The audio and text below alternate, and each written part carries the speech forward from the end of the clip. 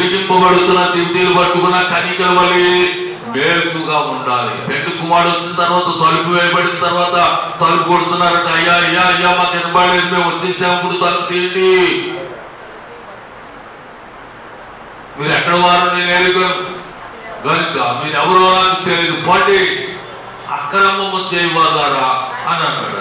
దేవుని రాజ్యాన్ని విడిచిపెట్టి భూలోకం శాశ్వతం అనుకుని భూమి మీదే మనం శాశ్వత కాలం ఉండేవారుగా, లేక భూమి మీద తరతరాలు నివాసం చేసేవారుగా, ఈ భూమి మీద లోక సంబంధమైన స్నేహాలు, లోక సంబంధమైన సంపదల కొరకు పాటుపడేవారుగా కాదు, దేవుని కొరకు, దేవుడు మనకిచ్చే రక్షణ కొరకు, మన ఆత్మను నరకము నుండి రక్షించుట కొరకు, మన కుటుంబాన్ని, మన ప్రాంతం వారిని రక్షించేవారుగా మనం ఎలా ఉండాలంటే మండింపబడేవారుగా మేలుగా మనము ఉండాలన్నమాట. బైబిల్లో ఒక మాట రాయబడింది, యోధా రాసిన పత్రికలో, బైబిల్లో మనం రాత్రి ఒకసారి చదువుకున్న యోధా రాసిన పత్రిక 7వ వచనంలోకి వచ్చిన చదువుకుందాం. ఆ ప్రకారముగానే సోదమ గొమొర్రా వాటి చుట్టుపక్కనున్న పట్టణములను వీరు వలె వ్యభిచారము చేయొచ్చు, పరశరీరానుసారులైనందున నిత్య అగ్ని దండన అనుభవించుచు దుష్టాంతరముగా ఉంచబడదు. అటువలె వీరు కలలు కనుచు శరీరమును అపవిత్రపరుచుకొనుచు ప్రభుత్వమును నిరాకరించుచు మహాత్ములను దూషించుచు ఉన్నారు. గమనించండి, చాలా మంది సేవకులు మీరు సోషల్ మీడియా చూడండి, ఒక మంచి సేవకుడిని దూషించే వాళ్ళ ఉన్నారు, ఒక సేవకుడిని మరొక సేవకుడు దూషించే వాళ్ళు ఉన్నారు, కలలు కనేవారుగా, మహాత్ములను దూషించేవారుగా తయారవుతున్నారు. బైబిల్ ఏదైతే చెప్పిందో ఇప్పుడు చివరి కాలంలో, చివరి గడియలో వీళ్ళు ఎక్కువైపోయారు, లోకంలో. ఎందుకు అంటే వాళ్ళు రక్షింపబడడానికి, అనేకులను రక్షించడానికి పాటుపడేటువంటి విధానం తెలియని మార్గంలో. ఎందుకంటే సంఘాన్ని ఎలా కట్టాలి, ఆత్మలు ఎలా రక్షింపడాలి, దేవుని సన్నిధిలో ప్రాధేయపడి కన్నీరు గార్చి, ఒక వ్యక్తి ఇంటిలో ఒక మనిషి చనిపోతే ఎంత కన్నీరు గారుస్తా, ఎంత దుఃఖపడతా. గమనించండి, చనిపోకముందు ఏడబుద్దేస్తున్నా, చనిపోతాడని తెలిస్తే మనం ఒంటరిగా కొమిలిపోతాం. అలాగనే నశించిపోతున్న ఆత్మల గురించి కన్నీరు కాదు సార్, నశించిపోతున్న ఆత్మల గురించి ఎప్పుడో చచ్చిపోయాం కాదు మనం ఏంటది, చనిపోకుండా, ఆత్మలు నశించిపోకుండా కన్నీరు కాల్చేటువంటి సేవకులుగా మారాలి. దేవుని దగ్గర ప్రాధాన్యపడాలి, దేవుని సంబంధం కలిగి ఉండాలి. అప్పుడు దేవుడు ఆత్మలను రక్షిస్తాడు అన్నమాట. దేవుడు ఆత్మలను రక్షిస్తాడు. ఎవరైతే ఈ ఆత్మలను రక్షించేటువంటి సువార్త సేవ పరిచర్య ఉంటారో వాళ్ళు ఇతరులను దూషించారు, వాళ్ళు ఇతరుల జోలికి మహాత్ములను సైతం దూషించే వాళ్ళు ఉన్నారట, కలలు కనేవారు ఉన్నారట. గమనించండి, సోదములో ఉన్న ప్రజలకి వీళ్ళకి తేడా లేదు. గమనించండి, ఎలా ఉండాలి, భయపడాలి, దేవునికి భయపడాలి, దేవుని సువార్తకు లోబడాలి. దేవుని ఖడ్గం ఏం చేస్తుందంటే వ్యతిరేకిస్తే దీని మీద పడేవాడు తొనకలైపోతాడు. ఇది ఎవరి మీద పడిన వాడిని అది చేస్తుందని బైబిల్ చెప్తుంది. ఇంకా మనం సోషల్ మీడియాలో వ్యతిరేకత మనకి అది అవసరం కాదు. అందుచేత ఎందుకనంటే మనకి బైబిల్ మనకి తెలియపరిచేటువంటి సందర్భం ఏంటంటే మనము త్వరపడాలి, ఎలా ఉండాలి, మేల్కు కలిగి ఉండాలి. నిద్ర నుండి లేవాలి, త్వరగా నిద్ర నుండి లేవాలి. యోనా అనేటువంటి ఒక సేవకుడిని లేవగొట్టారు. ఎవరు లేవగొట్టారు అని, అబ్బాయి ఓ నిద్రపోతా, బయట ఏం జరుగుతుందో తెలుసా, బయట ఏం జరుగుతుందో తెలుసా, వచ్చి చూడు అని అతనికి తెలియపరిచినప్పుడు వాడు అమరమున నిద్రపోయే యోనా అనేటువంటి ప్రవక్త బయటకు వస్తే చూసిన సందర్భం అయోమయంగా ఉంది. గాలి, తుఫాను, అలలు, వాడకు ప్రమాదం వాటిల్లేటువంటి స్థితిలో ఉంది. అటువంటి స్థితిలో అక్కడ జరుగుతున్న విషయాలు చూసి నేను వాడు చాలా లాగా కొడుతున్నాను కానీ బయట ఎలా ఉందనుకోలే. గమనించండి, మనం కూడా మనల్ని బట్టి మనకు తెలియని సందర్భాలు ఎన్నో యోనా జీవితంలో జరిగిన భయంకరమైన విపత్తుల వల్ల మన జీవితంలో చుట్టూ తిరుగుతూ ఉంటాయి. కనుక మనం దేని కొరకు అనేది దేవునికి లోబడాలి. దేవుని సన్నిధిలో త్వరగా మనం రగిలింపబడడానికి సహవాసంలో దూరం అయిపోయామేమో, సహవాసానికి వెనకబడిపోయామేమో, సహవాసం తెలియని భక్తి అనుకుంటున్నామేమో. చూడండి, చాలా మంది ఒక విగ్రహారాధకుల వల్లే మనకు మతం ఉంటే చాలు, ఓ బైబిల్ ఉంటే చాలు, ఓ చర్చ్ ఉంటే చాలు, ఓ పాస్టర్ గారు మన పెళ్ళిళ్ళు దినాలు చేయడానికి ఓ పాస్టర్ గారు ఉంటే మనకు చాలు, ఏ సందర్భం వచ్చినా ఓ పాస్టర్ గారు ప్రార్థన చేస్తే చాలని ఒక మతభావంలో మిగిలిపోయారు చాలా మంది. కానీ అలా కాదు, సంఘం ఎలా ఉండాలి? 10 మంది కుష్ఠరోగులు అంటే యేసు ప్రభువు దగ్గరికి వచ్చారట, మీరు స్వస్థపడండి అని చెప్పాడట. అయ్యా, నీ వలనైతే మమ్మల్ని శుద్ధిగా చేయగలవని అడిగా, మీరు స్వస్థత పొందండి అని చెబితే వాడు త్రోవను వెళ్తుండగా శుద్ధులుగా వాళ్ళు మార్చబడినప్పుడు, స్వస్థపడినప్పుడు ఒక అన్యుడైన కుష్ఠరోగి యేసు ప్రభువు దగ్గరికి వచ్చాయా, నేను నీతో వస్తానే, నాకు స్వస్థత కలిగింది అని అన్నాడట. మరి ఉన్నవాడు అని అంటే వాళ్ళు వెళ్ళిపోయారు. స్వస్థత పొందాక ఎక్కడికి వెళ్ళిపోయారు? లోపలికి కలిసిపోయారు. వెళ్ళి గమనించండి, మనం లోపల కలిసిపోవడానికి ఆ దేవుడు మనం పిలిచింది. సంఘములో మనం పునరుజ్జీవం కలిగి, మన వల్ల అనేకులు పునరుజ్జీవం కలిగి అనేకమైన ఆత్మలు రక్షింపబడి, మనం రక్షింపబడి, రగిలింపబడి సంఘ సహవాసంలో ఎదగడానికి దేవుడు మనల్ని పిలిచాడు అన్నమాట. అందించాలి. ఎలా ఉండాలి అని అంటే నిరుత్సాహంగా, అట్లాగే నిలువెచ్చనిగా, లేకుంటే నిద్రా వ్యవస్థలో నుండి మనం బయటపడాలి. అటువంటి స్థితుల నుండి ఉండకూడదు అనేటువంటి సందర్భం నుండి మనకి బైబిల్ తేటపరుస్తున్న. బైబిల్ గ్రంథం నుండి ఒక వచనాన్ని చదువుకుందా. అయితే ఫిలిప్పీలకు రాసిన పత్రిక 3వ అధ్యాయము 20వ వచనములో ఒక వచనాన్ని చదువుకుందా. ఫిలిప్పీలకు రాసిన పత్రిక 3వ అధ్యాయం 20వ వచనం, మన పౌర స్థితి పరలోకమందున్నది, అక్కడ నుండి ప్రభువైన యేసుక్రీస్తును రక్షకుని నిమిత్తము కనిపెట్టుచున్నాము. సమస్తమును తనకు లోబరుచుకొన జాలిన శక్తిని బట్టి ఆయన మన దీన శరీరమును తన మహిమ గల శరీరమునకు సమరూపము గలదానిగా మార్చును. గమనించండి, అపోస్తలుడైన పౌలు ఫిలిప్పీల సంఘానికి ఏం చెప్తున్నాడు? మన పౌరస్థితి పరలోకమందున్నది. ఇక్కడ నుండి ప్రభువైన యేసుక్రీస్తు లోకమందును ఉన్నవి, అక్కడ నుండి ప్రభువైన యేసుక్రీస్తు అను రక్షకుని నిమిత్తము కనిపెడుచున్నాం. మన స్థితి ఎక్కడ ఉంది? మన పౌరస్థితి పరలోకంలో ఉంది. ఇది కాదు, ఇక్కడే పాల్గొనడానికి మనం ప్రయత్నించేవాడు. దేవుని కొరకు, దేవుని పని కొరకు, దేవుని ఎన్నుకున్న విధానం కొరకు మనం ఏం చేయాలంటే బయటపడాలి. గిద్యోను అనేటువంటి ఒక వ్యక్తి ఒక కళ్ళములో దాగి ఉంటే దేవుడు అతన్ని పిలుస్తున్నాడు. ఓ పలానా రా బయటికి అని అంటున్నాడు. అయ్యా, నేను చాలా నా గోత్రము అట్లా ఇశ్రాయేలు గోత్రాలు ఎన్నికైంది కాదే, నేను పెద్ద యుద్ధ అభ్యాసము గలవాటి కాదే. ఒక యుద్ధములకు వెళితే ఇశ్రాయేలు రక్షించడానికి ఒక వీరుడిగా యుద్ధములకు వెళితే నీవు తోడు లేకపోతే శత్రువులు నా మీద దాడి చేస్తే నా ప్రాణం పోతుంది. అందుచేతను నాకు తోడు ఉండాలంటే నేను గొర్రె వచ్చాను, కళ్ళములో పరుస్తాను, చుట్టూ మంచు పడాలి, గొర్రె బొచ్చు మీద మంచు పడకూడదు. రాత్రి పరీక్ష పెడితే చుట్టూ మంచు విపరీతంగా వచ్చింది. అతడు పరిచిన కళ్ళములో గొర్రె బొచ్చు పడలేదన్నమాట. అతనికి మరలా నేను మరలా అడిగానని ఏమనుకోవద్దు, కానీ మరొక సందర్భం ఏంటంటే నేను గొర్రెబొచ్చు మళ్ళీ యథావిధిగా ఆ కలం నిండా పరుస్తాను. ఈ రాత్రి ఏం చేయాలంటే చుట్టూరు మంచు పడకూడదు, గొర్రెబొచ్చు మీద మాత్రమే మంచు పడాలి. దేవుడు అలాగే మంచు కురిపించాడు.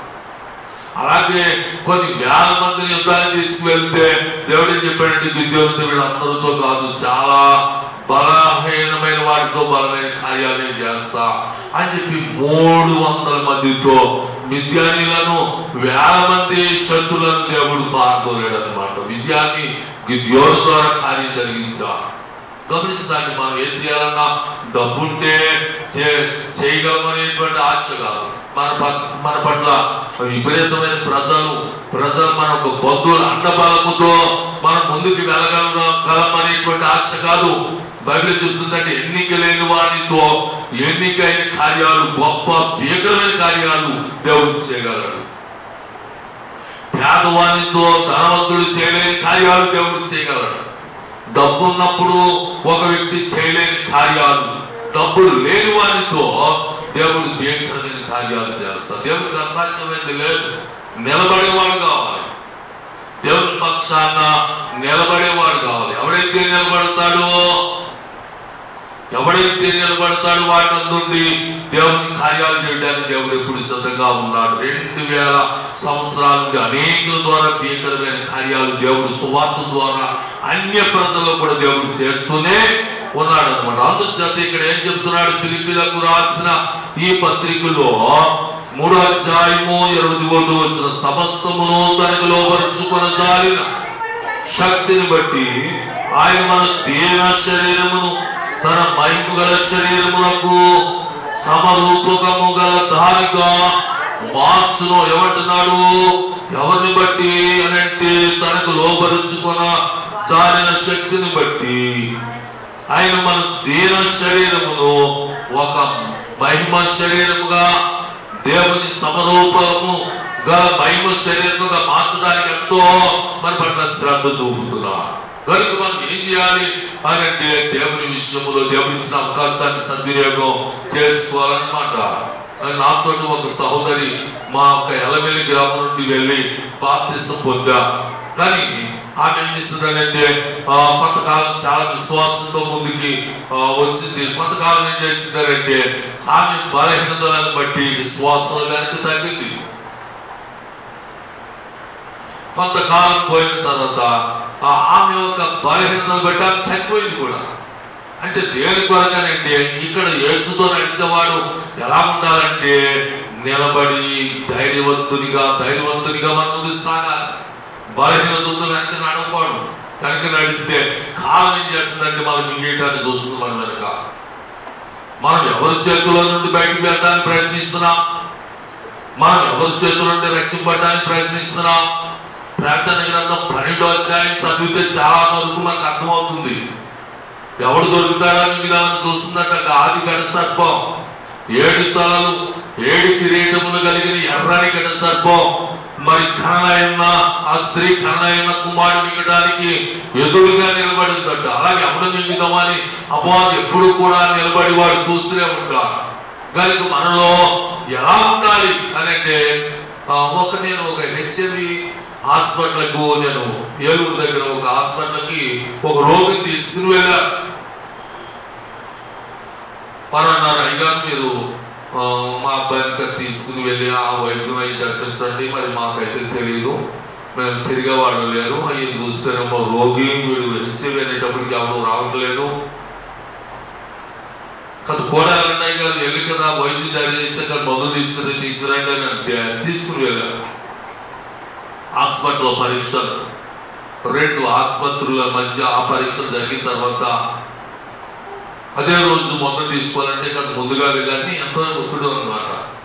అవన్నీ కూడా నేను తిరిగి మందులు ఇచ్చేటువంటి ఆసుపత్రికి తీసుకువెళ్తే ఆ డాక్టర్ గారు ఏవో మాట చెప్పారు, మీకున్నది వ్యాధి ఎటువంటిదని అంటే మీరు ఒక పాముని చేతితో తలబట్టుకున్నారనుకోండి, ఒక పాముని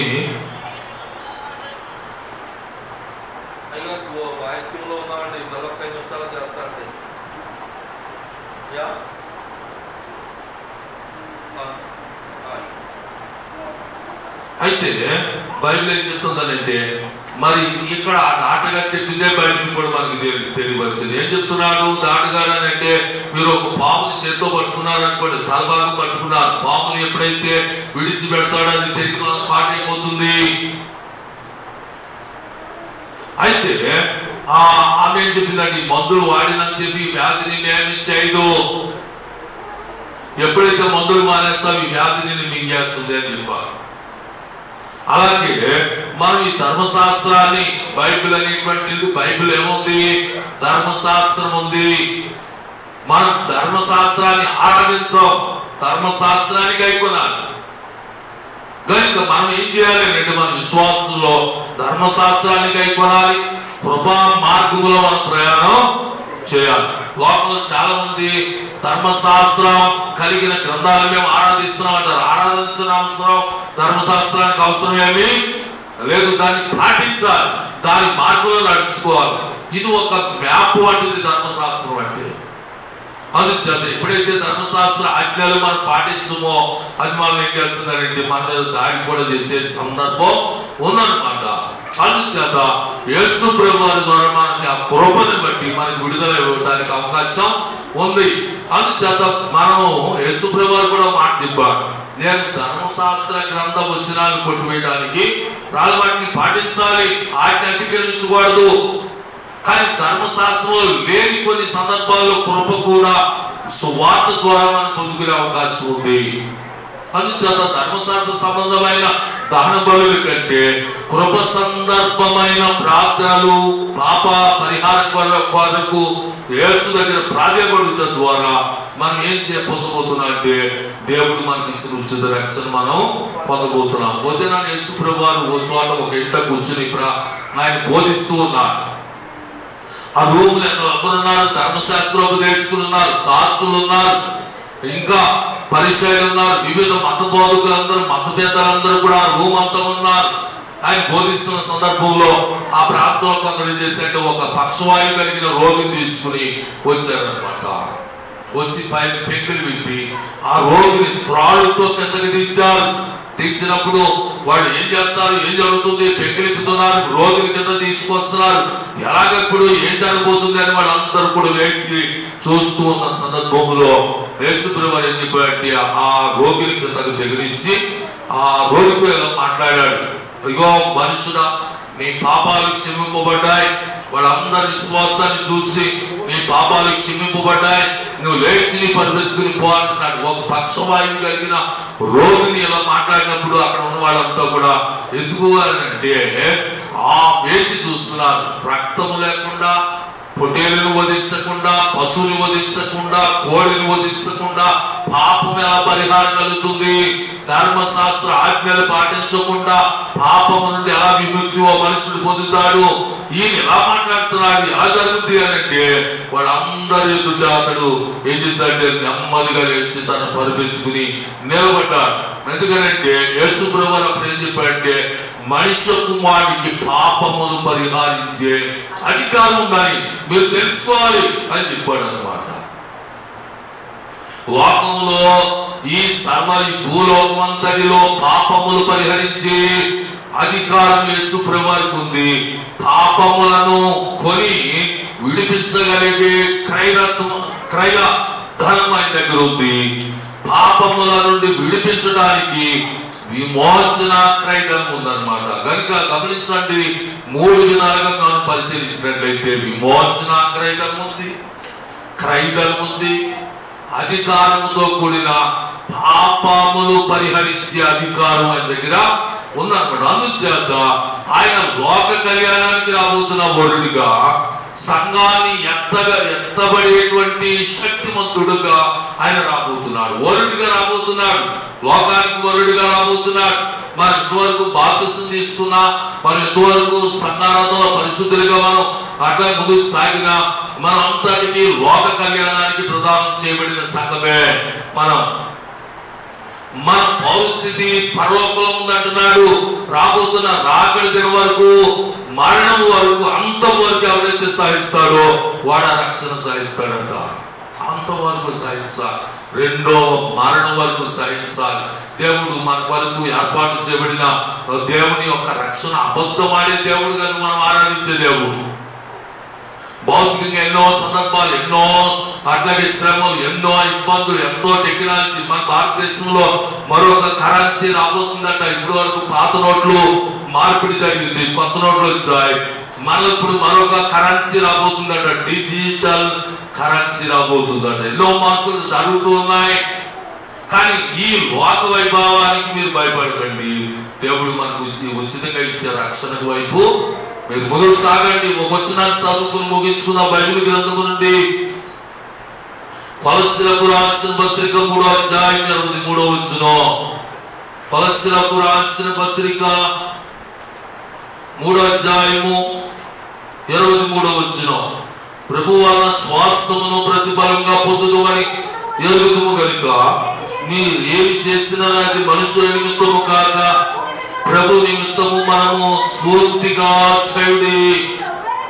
మీరు ప్రభుని క్రీస్తునకు దాసులై ఉన్నారు. అన్యాయం చేయడానికి తాను చేసిన అన్యాయం కొలది మరలా లభించును. పక్షపాతము ఉండదు. గమనించండి ఏం చెప్తున్నాడు? ప్రభు వలన స్వాస్థ్యమును ప్రతిఫలముగా పొందుదుమని ఎరుగుదుము కనుక మీరు ఏమి చేసినది మనుషుల నిమిత్తము కాక ప్రభు నిమిత్తము మన స్ఫూర్తిగా చేయండి. మనుషుల నిమిత్తము కాక ప్రభు నిమిత్తం అని మనస్ఫూర్తిగా చేయండి. ఎందుకంటే ఈ ఒక కొన్ని సందర్భాలు సేవకులను బట్టి కానీ, సంఘాన్ని బట్టి కానీ, సువార్తను బట్టి కానీ ఏదైనా దానం వ్యర్థమైపోతుందేమని మనం ఆలోచించడం అవసరం లేదు. దేవుని బట్టి మనం చేసే కార్యాలు ఇది దేవుని కొరకని మనస్ఫూర్తిగా చేయండి. ఇది వ్యర్థమని మాత్రం మీరు ఆలోచించవద్దు. ఒక పాపాత్మురాలైన ఒక స్త్రీ లేక ఒక స్త్రీ యేసుప్రభు దగ్గరికి వచ్చి, పాపాత్మురాలు కాదా కానీ ఒకవేళ అక్కడ సందర్భాన్ని మనం తెలుసుకున్నట్లయితే ఈ బేతనియా అనేటువంటి ప్రాంతంలో యేసుప్రభు పెట్టు ఉన్నప్పుడు ఒక స్త్రీ వచ్చట చటామాంసి అనేటువంటి ఒక అత్తగుడ్డు తెచ్చిందా, మేము 100 దేనారు రూపాయలు ఉండవచ్చు అని, 3600 రూపాయలు ఆ కాలంలో ఉండేటువంటి రూపాయలు కావచ్చు అనేటువంటి సందర్భం. 2000 సంవత్సరాల క్రితం 3600 రూపాయలు అంటే ఎంత? చాలా కొన్ని ఎకరాల పొలం వస్తుందన్నమాట. అటువంటి సందర్భం ఆమె అంత ఖరీదు కలిగిన అత్తరుకుడు తెచ్చి పగలు కొట్టి ఆయన తల మీద పోసింది. అక్కడ ఉన్న వాళ్ళు ఈ డబ్బు మెయింటైన్ చేసే యేసుప్రభు వారి శిష్యులు ఏమంటున్నారంటే, అమ్మా ఎందుకు వ్యర్థం కదా, వ్యర్థం చేసేసావు, ఆయన మీద పోషిస్తావు. ఆయన తలంతా తడిచిపోయింది, ఆయన బట్టలన్నీ తడిచిపోయాయి, ఈ ఇంత సువాసన ఇలాగా నేలను పడిపోయి వ్యర్థమైపోయింది అని ఒక శిష్యుడు మాట్లాడుతున్నాడు. యేసుప్రభు వారు ఏమన్నాడంటే, ఆమె నా నిమిత్తము, నా భూస్థాపన నిమిత్తం ఆయన ఆమె నన్ను అభిషేకించిందని ఆ యేసుప్రభు వారు ఆమె గురించి మాట్లాడుతున్నాడు. ఇతను ఏమంటున్నాడు? అది వ్యర్థం అంటున్నాడు. ఆమె ఏమంటుంది? నేను చేయాలనుకున్న పుణ్యకార్యం అంటుంది ఆమె. గమనించండి, ఈ ఇద్దరి మధ్య ఆలోచన ఎలా ఉంది? ఒక వ్యక్తి వ్యర్థం అంటున్నాడు, ఒక వ్యక్తి అది త్యాగం అంటున్నారు. గమనించండి, ఇక్కడ అందుచేతనే ప్రభు అయిన దేవుని గురించిన ఆలోచన అపోస్తలుడైన పౌలు కొలస్సీలకు సంఘానికి చెప్పాడు, మీరు ఏ పని చేసినా దేవుని గూర్చి అని మీరు గ్రహించి చేయండి. ధైర్యంగా దేవుడు మీకు ఇస్తాడు. ధైర్యంగా ముందుకు వెళ్ళండి, దేవుడు మీకు ఇస్తాడు. మీకు అసాధ్యమైంది, దేవునికి అసాధ్యమైంది ఏమీ కూడా లేదు. కనుక మనం ఎలా ఉండాలి అని అంటే, మేలుకు కలిగి ఉండాలి, నడుము కట్టుకుని వారి వలె ఉండాలి, త్వరపడి అట్లా సిద్ధ మనస్సు కలిగే వారిగా ఉండాలి. మేలుకు కలిగిన కన్నికల వలె డ్యూటీలు పట్టుకుని నూనె సిద్ధపట్టు చేసుకుని వారి వలె ఉండాలి. ప్రభు వచ్చినప్పుడు మేలుకుగా ఏ దాసుడు మేలుకుగా ఉంటాడో ఆ దాసుడు ధన్యుడు అని పిలబడే వారిగా ఉండాలి. అందుచేత సంఘం కూడా ఎలా ఉండాలి అని అంటే, మేలుకు కలిగి ఉండాలన్నమాట. ఏ రాత్రి ప్రభు వస్తాడో మీకు తెలియదు. లోతు దినాల్లో అమ్ముతూ కొంటూ ఉన్నారట. లోతు దినాల్లో వ్యవసాయం జరుగుతుంది, నాటుతూ ఉన్నారు, కోస్తూ ఉన్నారు, ఇళ్ళు కడుతూ ఉన్నారు, వివాహాలు జరుగుతూ ఉన్నాయి. వారు అనుకోని దినమును హఠాత్తుగా ఆ సొదొమ గొమొర్రా మీద హఠాత్తుగా అంత్య తీర్పు పడింది. అక్కడ నోవహు దినముల్లో కూడా కొంటూ ఉన్నారు, అమ్ముతూ ఉన్నారు, వివాహాలు జరుగుతున్నాయి, ఇళ్ళు కడుతూ ఉన్నారు, నాటుతూ ఉన్నారు, పంట చేరు కోతలు కోస్తూ ఉన్నారు. వారు అనుకోని దినాల్లో హఠాత్తుగా జలప్రళయం వచ్చి లోకమంతా ముంచివేసింది. అలాగనే మనిషి కుమారుడి దినాలు ఉంటాయి. మీరు మేలుకుగా ఉండండి. లోతుని త్వరగా మీరు రాండి, పరిగెట్టండి. నేను ఉగ్రత వారిని కుమరించాలి, త్వరగా మీరు పరిగెట్టండి. అయ్యా మేము ఆ ఎత్తైన ప్రదేశానికి వెళ్తాం, ఇదిగో అక్కడ పర్వతం దగ్గర చిన్న గ్రామం ఉంది, అక్కడికి వెళ్తాం, అంతవరకు నువ్వు వేచి ఉండాలి. దేవుని ఉగ్రత అంటుంది, మీరు త్వరగా వెళ్తే నా ఉగ్రత ఇక్కడ నేను కుమ్మరిస్తా. అందుచేత మీరు త్వరగా సిద్ధపడితే, రాకడ త్వరగా వస్తే ఇక్కడ దేవుని ఉగ్రత దినాలు భూమి మీద ఉన్నాయి కనుక ఉగ్రతలో పడకుండా రక్షణలో ఉండాలని నువ్వు ఆలోచించాలన్నమాట. అందుచేత కనికలు పడండి, ఇతరులను ప్రేమించండి, మత భేదం లేకుండా ఇతరులతో సహవాసం చేయండి, అనేకులకు రక్షణ సువార్త ప్రకటించి సంఘములోనికి ఆహ్వానించండి. రక్షణ అనేటువంటి చాలా విలువైనది. ఆ లోకం మనం చూసి భేదములు కలిగి ఉంటారు, కానీ వాళ్ళకి తెలియని ఒక భయంకరమైన విషయం మనకు తెలుసు కనుక వాడికి తెలియపరిచే బాధ్యత మనకి ఉంది కనుక మనం బోధించాలి, వారికి హెచ్చరించాలి, తెలియపరచాలి. రాబోతున్న సంగతిని బట్టి దేవుడి కొద్ది మాటలు మన వినికుడిలో దేవుడు దీవించును గాక. ఆమేన్.